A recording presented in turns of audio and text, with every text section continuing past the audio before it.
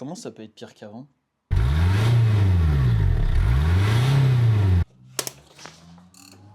Ou pas? Ça fume un peu, mais c'est raisonnable.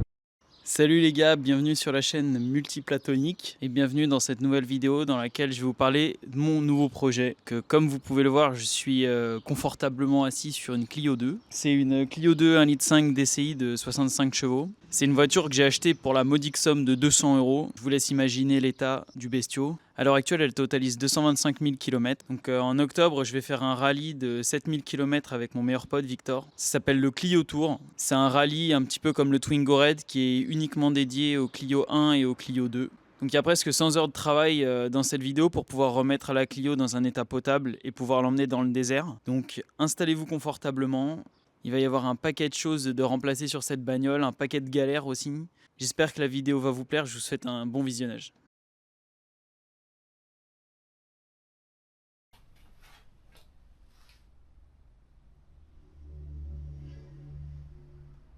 Bon, la voiture est dans un état assez pitoyable, donc la première étape, ça va être de passer le contrôle technique, parce qu'elle a même pas le contrôle technique pour l'instant. Le plan d'action, je pense qu'il va être assez simple. Dans un premier temps, je vais m'attaquer à tout ce qui est partie suspension, puisque tout est au même endroit.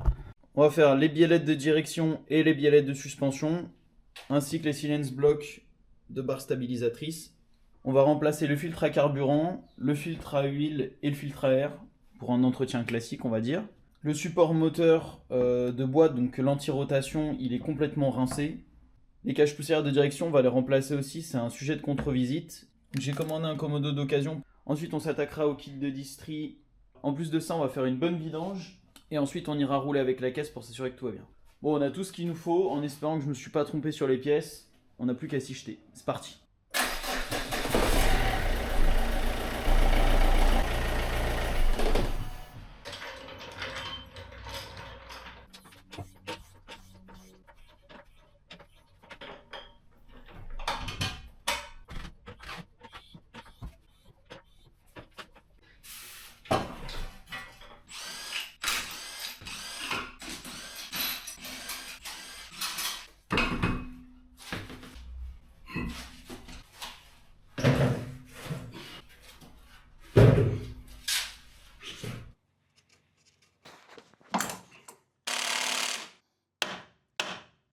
Nickel.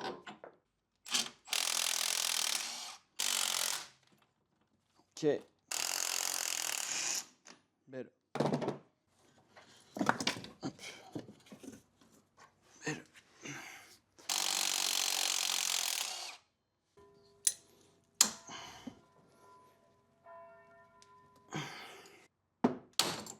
Bon, j'ai remonté la suspension parce que j'arrivais pas à défaire la biellette de direction. On va voir si avec ça on y arrive mieux. Et si ça marche toujours pas, je vais essayer de chauffer. On va essayer.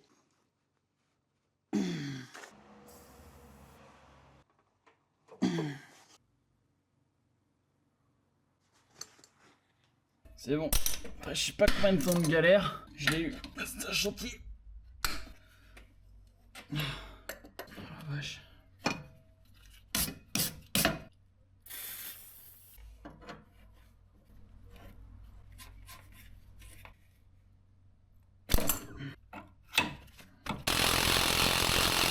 La marque est bien alignée avec le haut de la pièce. Donc, on est bon. Belle. Bon, me revoilà. J'ai été faire une petite pause achat de matos. J'ai acheté cette merveille en espérant que ça suffise à enlever la rotule de direction.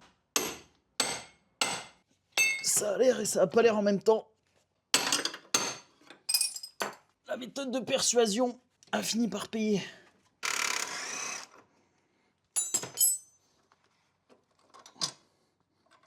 Out with the old, in with the new. Bon, on va s'attaquer à la dernière pièce, les silence blocks de biellette de barre stable.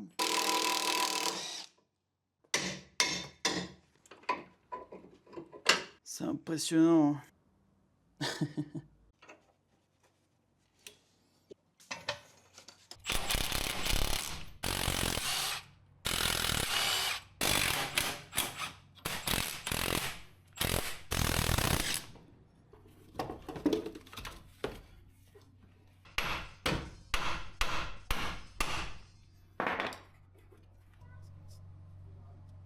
Voilà, ça promet là.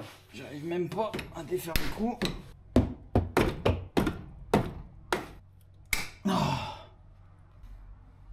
Oh, nickel!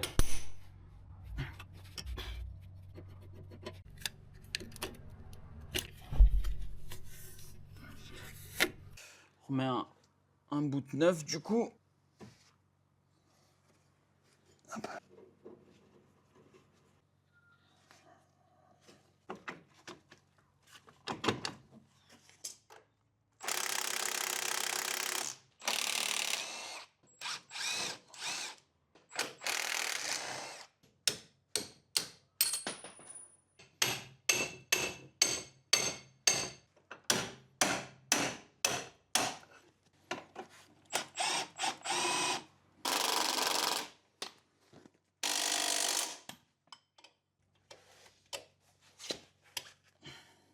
J'ai tapé un peu au marteau parce que la vis sortait pas et j'ai foiré forcément la vis en cassant le filetage. Donc là, vous le savez pas, et ça fait quelques heures maintenant que je me fais chier parce que j'ai pas de vis de remplacement. Essayer de rattraper le filetage, ce qui est pas une mince affaire bien sûr.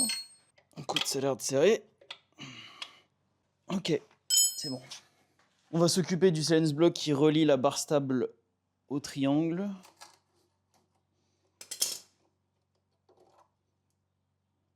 C'était vraiment rincé ceux-là. Je pense qu'ils ont jamais été remplacés. À mon avis, on doit avoir l'âge de la bagnole.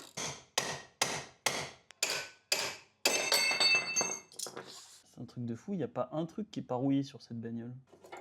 Ok, j'ai remis la suspension en espérant que ça mette un petit peu d'appui sur le triangle et du coup, je vais réussir à mieux compresser ma biellette. Hop. Bon, bah, c'est une affaire qui roule, hein. Bon. Inch'Allah, je vends pas tout pack, hein.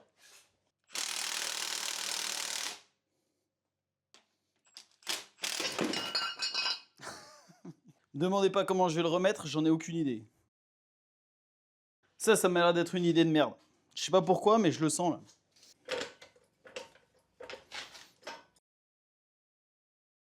J'ai été dans les boutiques locales là, j'ai pas trouvé de compresseur de ressort. Je sens que peut-être devoir en commander un. Franchement, je vois pas ce qui pourrait mal se passer. Hein. Avec un montage d'une telle qualité, si ça marche pas, je comprends pas. Vraiment, c'est... Bon, j'ai acheté cette merveille qui devrait me permettre de démonter les suspes sans me faire tuer.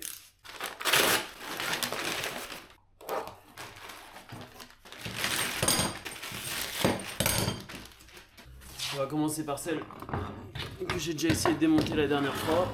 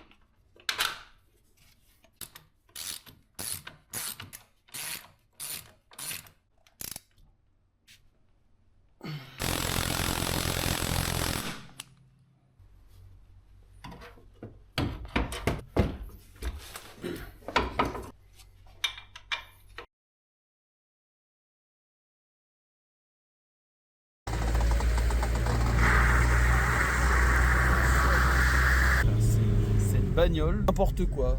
Tous les jours, il y a un nouveau truc. J'ai déjà remplacé la moitié de la voiture. Ça suffit pas.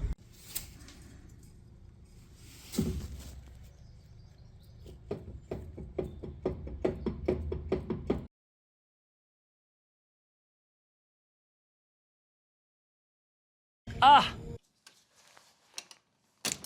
Je mets des gants pour me préparer à t'aider si t'as besoin. Tiens, tire. On fera d'accord, c'est aussi.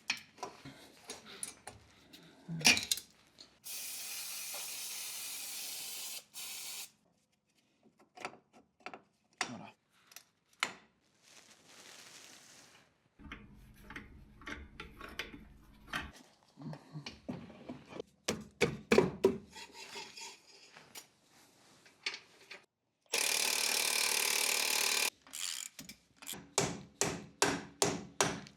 Oui.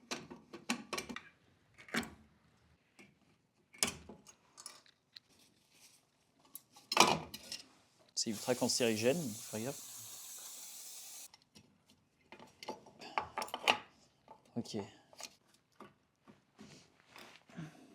Tac. Nickel, appareil.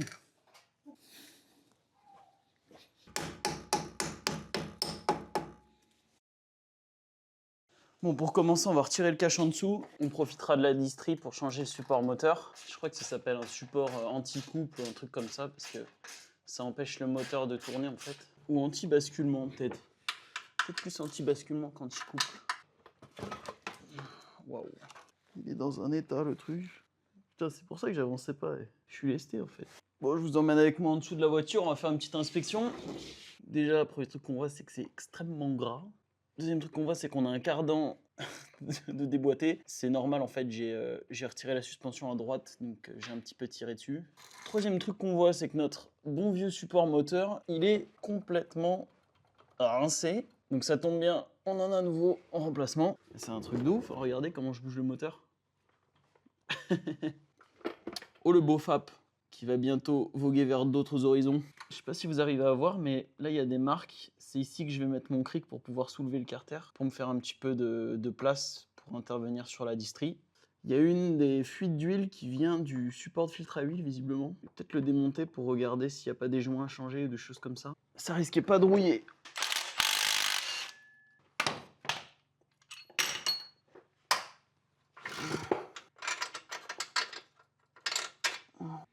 Bon, au moins, si on se pose la question sur pourquoi le moteur bougeait, on se pose plus la question, quoi. Ça, bien sûr, c'est censé être solidarisé dedans. On a ce petit cache plastique à retirer pour accéder à la poulie de vilebrequin.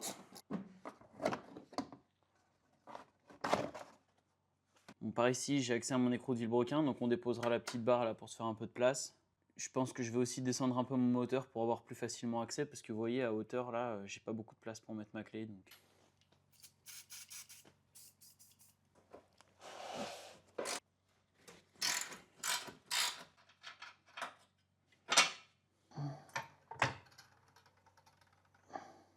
On s'attaque au support moteur. Donc là, j'ai 1, 2, 3, 4, 5 vis à enlever du coup. Mon moteur est supporté. On va enlever aussi cette partie-là. Ça m'a l'air d'avoir déjà été démonté, vu comment tient le cache. Bon, j'ai levé un petit peu le moteur. Ça m'a permis de me dégager un peu de place pour pouvoir sortir ce cache plastique. K9K A704, c'est la référence de ce moteur. On va s'attaquer à ce support.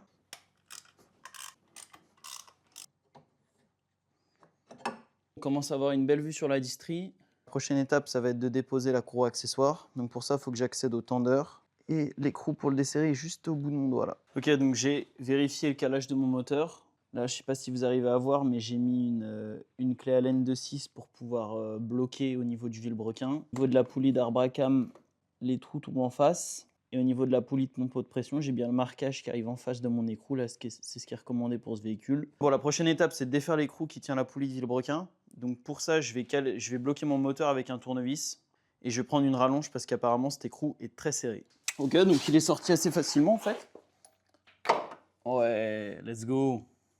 Donc ça y est, mon moteur est calé, je suis venu mettre ma pige. Là, je vais noter l'emplacement des petites marques sur les poulies. Du coup, maintenant que j'ai fait mes marques, je vais pouvoir défaire mon tendeur pour pouvoir déposer ma courroie distrie. Et derrière, on va s'attaquer à la pompe à eau.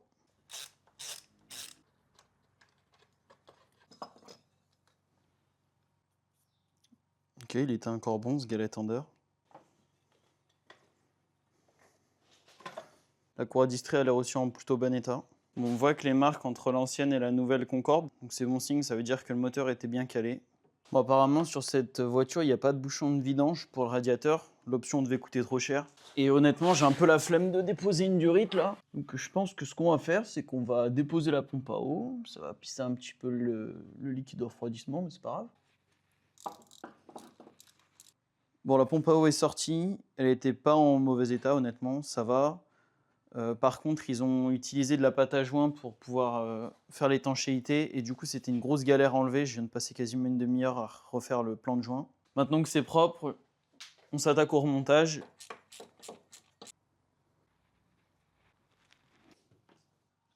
Bon, on remonte le cache plastique que j'ai nettoyé parce qu'il y avait à peu près 5 litres d'huile dessus.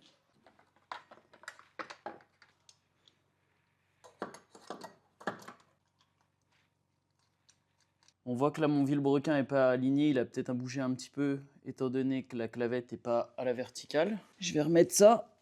Je vais le tourner jusqu'à ce qu'il se bloque avec ma pige. Voilà. Là, mon vilebrequin est bloqué. Ok, donc la courroie elle est mise en bas, en espérant que c'est pas bougé en haut. Je vais serrer mon galette en dehors, du coup. Je vais utiliser une clé Allen de 6 pour le mettre en tension, et après une clé de 13 pour pouvoir serrer. J'ai bien la marque du tendeur qui est alignée. On va remettre en place notre poulie. Ok. Ah bah tiens, c'est pas le bon diamètre. Bon bah c'est pas grave, on va remettre l'ancien. Hein. On va retirer la pige et mettre le tournevis pour caler le moteur. Voilà. Bon bah ça m'a l'air bien. Hein. Maintenant il ne nous reste plus qu'à tout remonter. Ce support là, ensuite la courroie accessoire, enfin les caches, la courroie accessoire. Et on sera bon.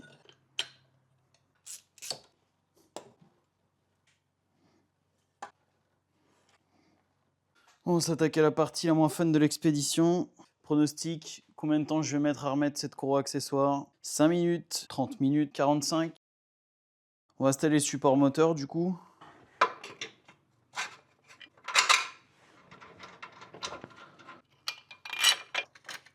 Tac. Ok.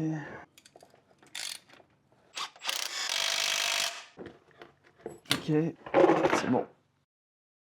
Bon, c'est le moment de vérité, on va voir si ça démarre. J'ai pas de liquide de refroidissement, donc on va faire juste un petit redémarrage, on va pas la faire chauffer. Enfin, si elle démarre. Bon. Eh ben, on va dire que cette opération est un franc succès. Enfin, on va quand même attendre de voir si la pompe à eau, elle fuit, avant de dire que c'est un franc succès. Mais au moins, le véhicule démarre. Ce qui, au vu de mes talents de mécanicien, est déjà un exploit en soi. Et prochaine fois, on remet du LDR, on démarre et on voit vraiment si ça se passe bien ou si c'est la merde. Allez, feu. Donc j'ai 2 points de purge. Je sais pas si vous allez arriver à le voir, mais il est ici au bout de mon doigt là. Et j'ai un deuxième point de purge ici là. Donc je vais remplir le vase d'expansion jusqu'à ce que ça déborde. Ah, il faudra que j'aille remettre de l'essence dans le groupe électrogène.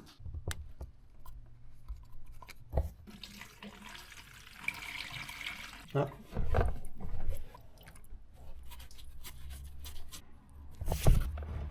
Bon, j'ai fait le niveau là-dedans. On va essayer de démarrer puis on va voir ce qui se passe. Hein.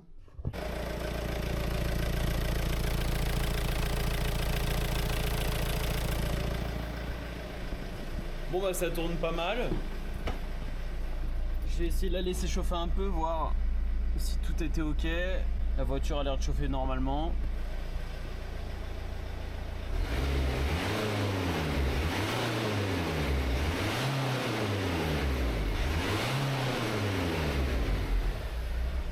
Elle fume un peu, mais je pense que c'est parce que ça fait très longtemps qu'elle n'a pas tourné. On va finir de remonter les derniers caches en plastique, les choses comme ça, puis on va aller faire un test run. Putain, la fumée qu'il y a dans le garage. On va changer le capteur de pression de carburant. Soutien psychologique.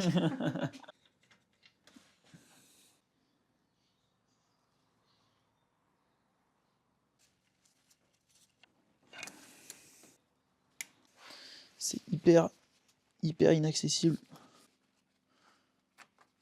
Ah bah ça. Non. Tac. On va essayer de démarrer, voir ce que ça dit. Je fais pas d'étincelle parce que t'as pas démarré. C'est parce qu'elle a reconnu son maître.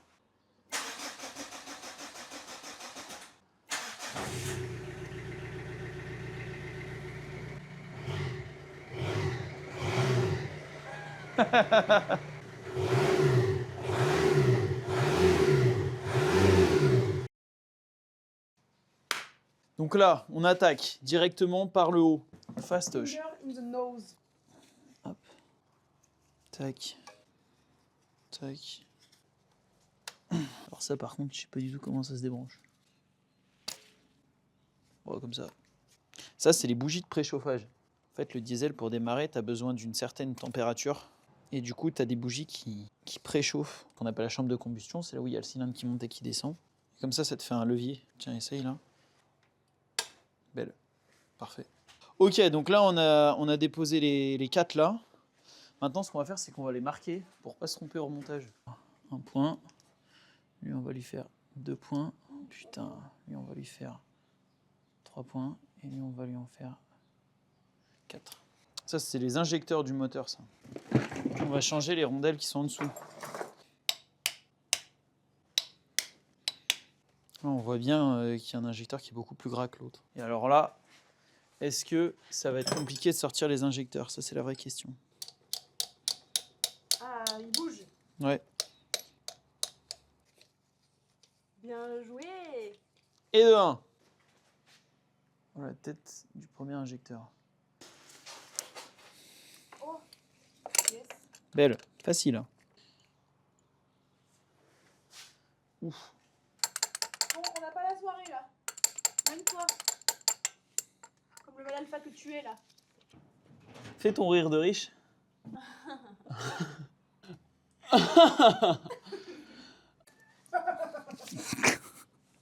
Bon, on se retrouve quelques jours plus tard, donc j'avais pas réussi à sortir l'injecteur 2 et l'injecteur 4, donc on va s'y prendre différemment. J'ai investi dans du lourd, marteau à inertie la totale. Je vais réessayer avec ça en espérant que ça fonctionne cette fois-ci, parce que là, en les faisant tourner avec la clé, bah, on n'a pas réussi. En vrai, j'y ai passé quand même un sacré paquet d'heures. On essaye avec le marteau qui va bien, et on verra si ça fonctionne mieux. Let's go.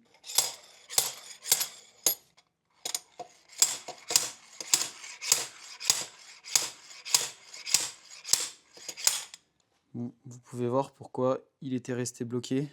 C'est littéralement du goudron. Hein. Sûrement la combustion qui devait sortir un petit peu par là. Et... c'est fou comme avec le bon outil, ça va vite, quoi. Hein. La vache. Voilà, ça a pris 20 secondes, là où la dernière fois, en 4 heures, on n'avait pas réussi. Bon, j'ai récupéré que 2 des rondelles, donc il va falloir aller chercher les autres. J'ai en profité pour passer un petit coup de propre sur les injecteurs aussi. Donc, du coup, la galère n'est pas encore terminée puisque la rondelle de cuivre qui tient l'injecteur, elle est bloquée.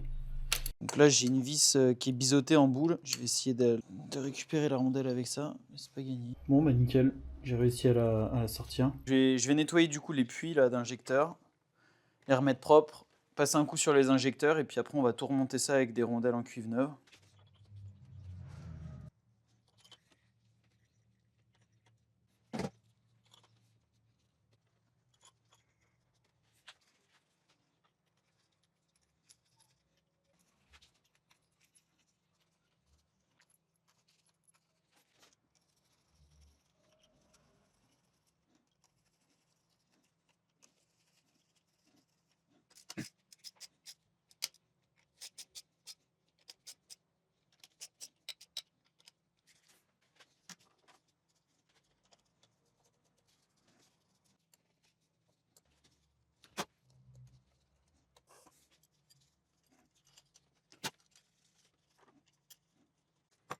Donc après tout ce remontage, j'ai essayé de redémarrer. La voiture broutait pendant une seconde, puis elle cale. Au final, je me suis aperçu que j'avais 2 injecteurs qui étaient HS. Apparemment, c'est des technos avec des aiguilles à l'intérieur qui sont très fragiles et lorsqu'on les démonte, elles peuvent se coincer et du coup, bah là, l'injecteur est mort. Il faut l'ouvrir et le réviser. Donc j'ai commandé 2 injecteurs révisés. Dans le prochain rush, je vais les installer et puis on va voir si ça fonctionne.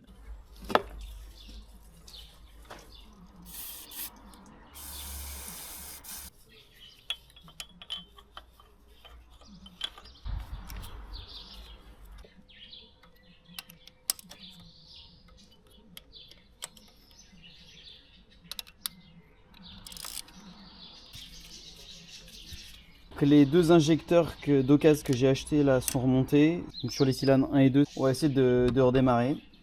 Voir si ça fonctionne. Si ça fonctionne pas, j'essaierai de mettre un coup de valise parce que je sais que sur ces moteurs, les injecteurs ils ont un code et en fait il faut rentrer le code dans le CU de la bagnole. Voilà. On va essayer comme ça.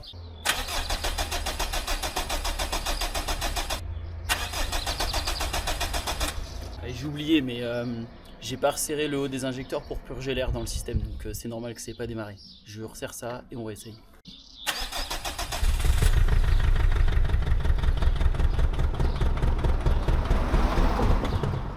Ok, je crois qu'en fait je suis un maxi boulet. Je crois que j'ai remonté les deux injecteurs que j'ai rachetés, les nouveaux, et j'ai remonté les deux anciens qui fonctionnaient pas. Donc, parce que là je viens de défaire du coup la prise sur celui-là, qui était censé être les deux qui fonctionnent, et c'est les deux là que j'ai remplacés.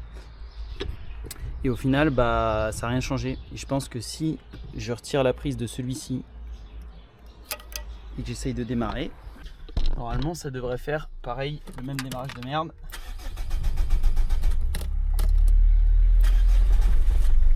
Ouais. Bon, en fait, je viens simplement de remonter les deux injecteurs qui marchaient pas. Donc, on va refaire un swap en remontant les deux injecteurs qui fonctionnent. Excellent.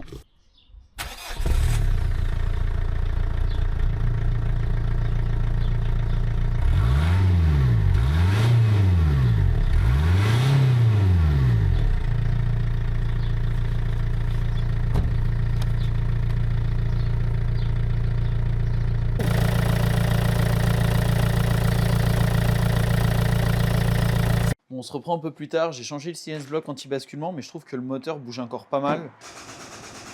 Donc on va remplacer les deux autres qui tiennent le moteur. On va aussi remplacer les joints du porte-filtre à huile, parce que vous allez le voir, c'est très gras. Je sais pas si vous verrez, mais voilà. Et ensuite, on va faire une petite vidange, remplacer le filtre à huile. Donc je pense qu'une fois qu'on aura terminé ça, on sera à peu près bon pour la partie remise en état. Donc on va attaquer par celui-là et ensuite il faudra qu'on démonte la batterie pour accéder à l'autre. Donc je vais venir supporter mon moteur avec le cric. Ensuite on va déposer la partie supérieure pour accéder au support moteur en dessous.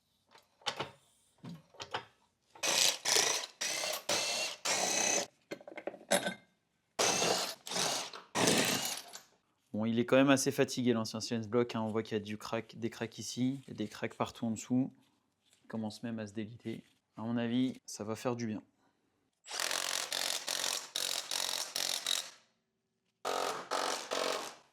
Ça c'est bon, on va s'attaquer à celui qui est sous la batterie.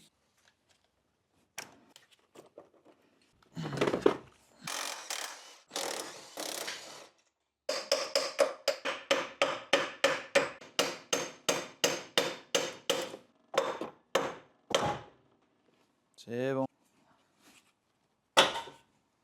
Bon, lui a l'air moins fatigué que l'autre. Après on voit quand même qu'il a perdu de l'épaisseur. Il s'est tassé avec le temps.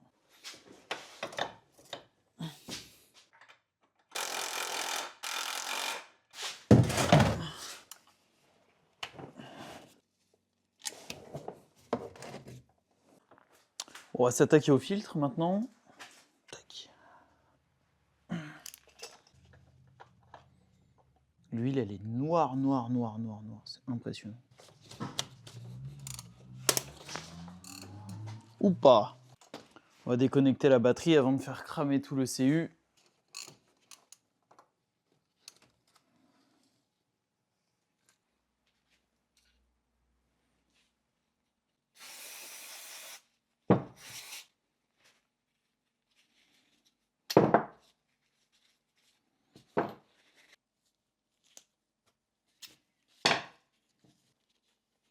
Ils sont tous secs les joints. Après, je pense qu'ils n'ont jamais été remplacés, donc ça veut dire qu'ils ont 20 ans.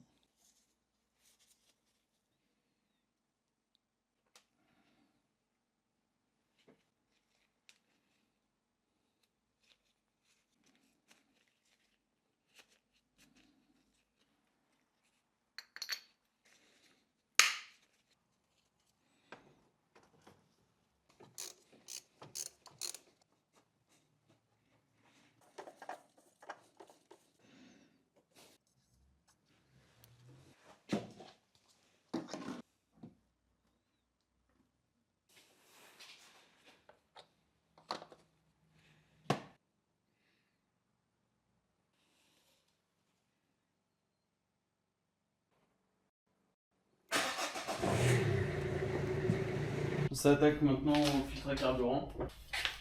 On a un œuf juste ici. Donc les diorites sont déjà marquées.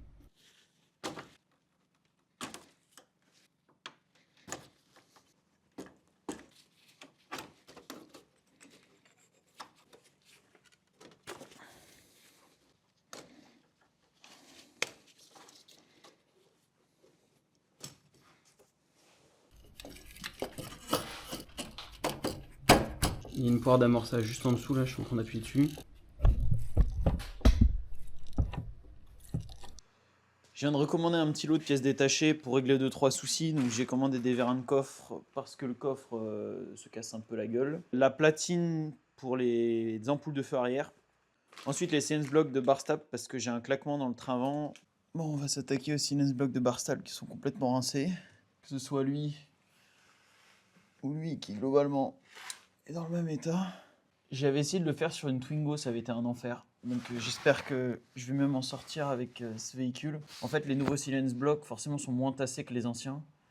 Et du coup, la vis au-dessus est impossible à remettre une fois que le silence block est plus épais et est mis en place.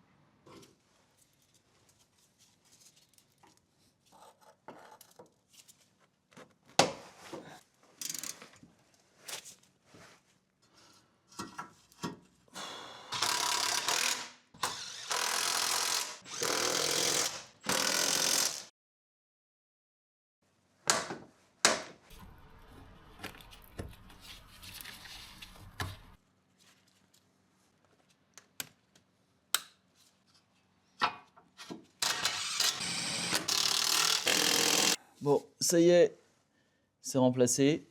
Les deux. Hop, je sais pas si on va voir. On verra si ça règle mon problème de claquement quand je passe un dodan. Sinon, je pense que je changerai les triangles. Ça a l'air d'aller. Je sais pas si vous arrivez à voir, mais quand ça clignote, lui, il clignote aussi. On va remplacer la platine.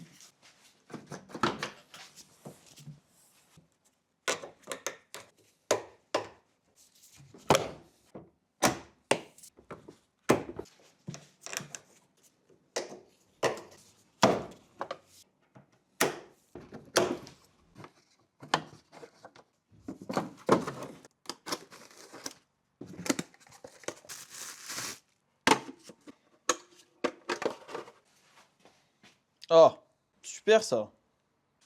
Comment ça peut être pire qu'avant?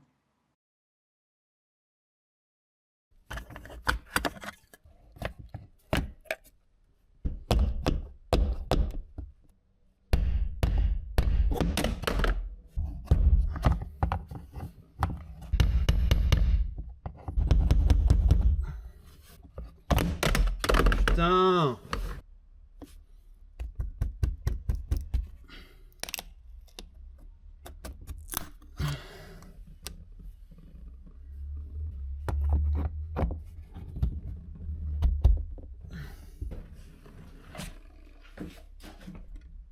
Bon, on va remplacer le commodo de feu parce que quand je démarre la voiture, les feux sont allumés même quand le commodo est éteint. Donc je pense qu'il y a un faux contact. Et apparemment, c'est une panne qui est assez commune sur les Clio 2. J'en ai commandé un d'occasion. On va installer ça en espérant que ça résolve la panne. Allez, c'est parti.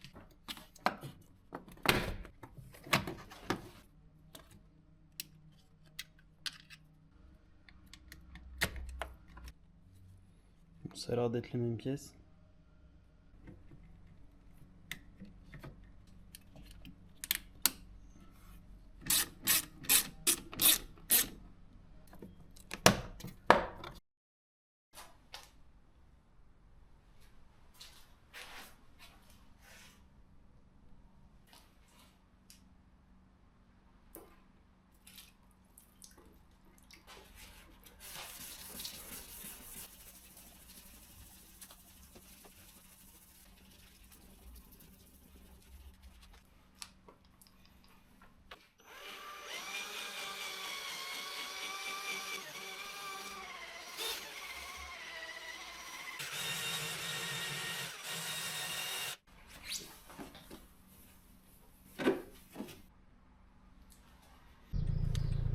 Bon les poulets, on se lance pour le test drive avec cette Maxi Merguez là.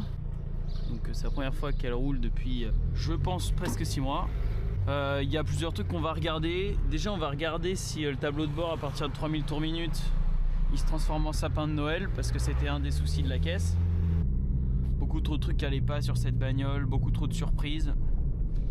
Bon après voilà, vu les 220 € que j'ai déboursés pour l'acheter, fallait s'attendre à ce que ce soit pas la perdrix de l'année, mais putain.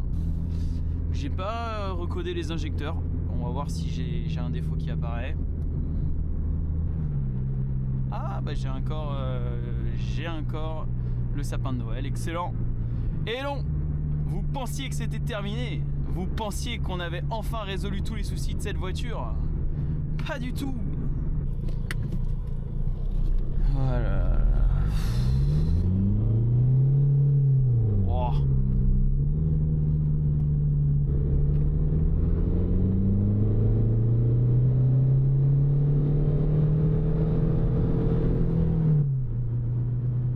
Ah bah là ça le fait plus MDR. Parce que c'est... Ah si. Bon après au final ça gêne pas la conduite. Elle tourne bien, j'ai toute la puissance. Je pense que ce serait plutôt en faux contact au niveau du tableau de bord, du coup, cet aspect clignotant là. Donc bah, au pire, je changerai le tableau de bord, on verra plus tard. Mais je pense qu'on va arrêter les frais sur cette voiture. Je vais vous expliquer dans la outro pourquoi. On aura quand même fait un gros boulot sur cette caisse. Je pense qu'on peut dire qu'on l'a sauvé de la casse. Hein. Franchement, vu le temps que j'y ai passé, je pense que ça aurait été rentable pour aucune personne et aucun garagiste de faire la même chose. Est-ce que ça va fumer sa race? Oh, ça va. Ça fume un peu, mais c'est raisonnable.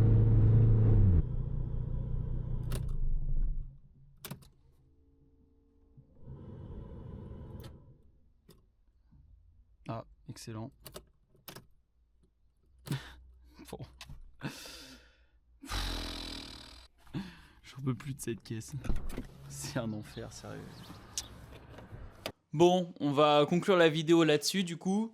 Donc j'espère que tout ce festival de mécanique vous aura plu. On a changé un paquet de trucs sur la Clio verte. Mais du coup, vous devez vous demander pourquoi je suis assis sur une Clio bleue avec un moteur à côté de moi. Je vais vous expliquer, c'est très très simple. En fait, avec Victor, on s'est dit que 65 chevaux, ça allait faire un peu short pour le désert marocain. Donc on a commencé à réfléchir pour changer le moteur de la Clio et mettre un autre moteur. Celui sur lequel on a porté notre Dévolu, c'est les 1,9 litre turbo diesel de Renault 19 et qui étaient dans les premières Mégane, les premiers Scénic. Donc c'est un moteur qui faisait 110 chevaux, qui avait le gros avantage d'avoir une pompe mécanique, donc beaucoup moins sensible au mauvais carburant que peuvent être les 1,5 litre DCI. Et c'est un moteur qui avait du potentiel pour être préparé. Donc avec Victor, on s'est mis en quête de trouver un 1,9 litre DT. Sauf que ces moteurs-là, ils sont extrêmement compliqués à trouver. Ils sont très demandés parce que c'est des moteurs très simples, d'une grande fiabilité. Et on n'a pas réussi à en trouver un en fait. En tout cas dans les tarifs qu'on souhaitait. Du coup, on s'est dit, bon, pour le swap, ça risque d'être compliqué. Est-ce qu'on reste sur le 1,5 litre DCI ou est-ce qu'on regarde autre chose? Et on est tombé sur l'annonce de cette brave Clio. Donc c'est un 1,6 litre 16V essence. Pas du tout la même physionomie, mais par contre 110 chevaux en atmosphérique. Donc un moteur qui est plutôt coupleux pour un essence qui tire à tous les régimes. Et on s'est dit que peut-être c'était plus raisonnable au vu du temps qui nous reste pour réaliser le projet de repartir sur une Clio d'origine et de la remettre en état. Donc comme vous pouvez le voir juste là, on a retapé le moteur intégralement. Mais ça, ce sera le sujet de la prochaine vidéo. Donc si le projet vous plaît, que vous avez envie de voir à quoi va ressembler cette Clio avec ce moteur intégralement refait par nos soins, n'oubliez pas de vous abonner. La réfection du moteur arrive dans la prochaine vidéo. Dans tous les cas, j'espère que cette vidéo vous aura plu. Je vous souhaite une excellente journée et je vous dis à bientôt pour la suite. Ciao.